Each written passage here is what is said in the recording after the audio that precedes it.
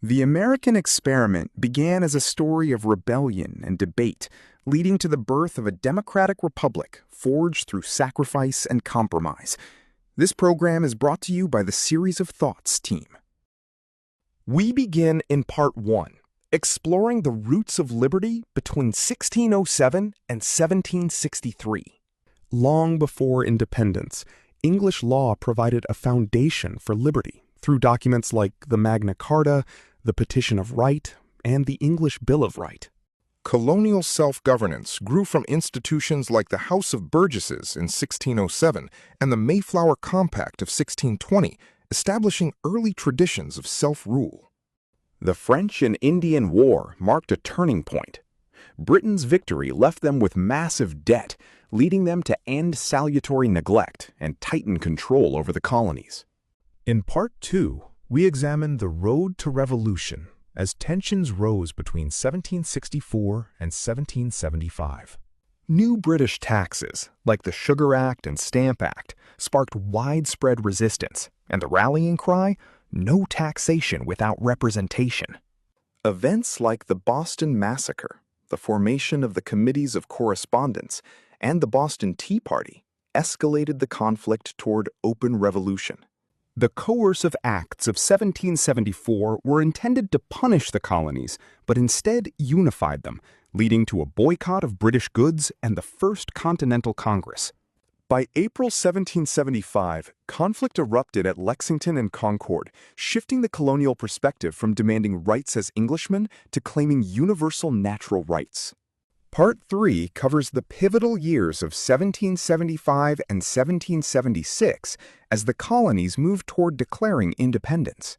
The Second Continental Congress took on the role of a national government, creating the Continental Army, managing currency, and encouraging states to draft their own constitutions.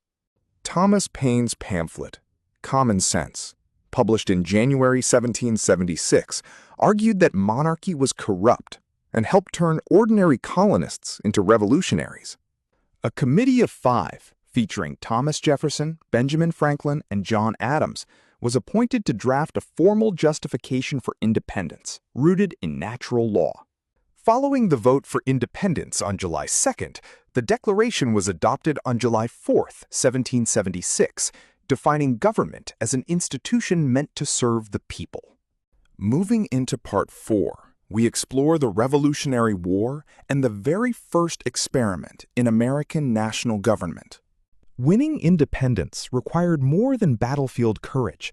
It demanded an entirely new system of national management while under fire, facing massive debt, morale challenges, and the need for foreign support. The Articles of Confederation, America's first attempt at a constitution, were intentionally weak to prevent tyranny, but this resulted in a government that could not tax, regulate trade, or enforce laws. As victory faded, the nation unraveled. With economic crises, interstate trade wars, and a paralyzed Congress, the young republic teetered on the edge of collapse. Shays' Rebellion in 1786 became the final warning bell, showing leaders that the Articles had created a republic too weak to maintain order or even survive.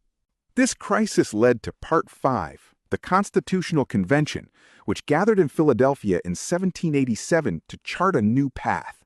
55 delegates gathered in Philadelphia to fix the Articles, but instead produced a transformative document, navigating months of debate to secure the necessary consensus. Working in total secrecy to avoid public pressure, these delegates, with George Washington presiding, faced the immense task of designing the future of the nation.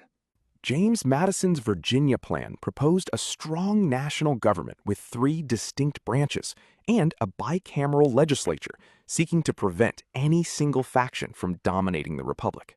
Fearing that large states would overshadow them, small states countered with the New Jersey Plan, demanding a unicameral legislature where each state had an equal vote. The Great Compromise, or Connecticut Compromise, saved the convention by creating a bicameral legislature that balanced the interests of both large and small states. In the early days of the convention's darkest hour, the Three-Fifths Compromise granted the South outsized political power based on the institution of slavery, writing a tragic contradiction into the Constitution. To ensure balance, the delegates carefully designed the presidency, the Electoral College, and an independent judiciary to insulate them from corruption and mob rule. With the document complete, we turn to Part 6, the fierce battle for ratification across the states. The nation faced a final hurdle, convincing a skeptical public. Federalists argued for a strong central government, while anti-federalists feared the loss of liberty, sparking an epic public debate. Between 1878 and 1878, Alexander Hamilton, James Madison, and John Jay wrote the Federalist Papers. These 85 essays remain the most authoritative commentary on the American system of government, including key ideas on faction control, separation of powers, and the need for a strong executive. The anti-federalist critique was equally significant. Thinkers like Patrick Henry and George Mason argued that the Constitution lacked a Bill of Rights, feared too much power in a central government, and warned against the dangers of standing armies during peacetime. Ratification was never guaranteed. To secure it, Federalists pledged to add a Bill of Rights after ratification. With this promise, New Hampshire became the 9th state to approve the Constitution in 1788, with North Carolina and Rhode Island finally joining by 1790. In 1889, the Constitution officially took effect. It established a federal republic built on the separation of powers, checks and balances, and limited government authority, ensuring that even the government itself would be governed by law. The American experiment continues today.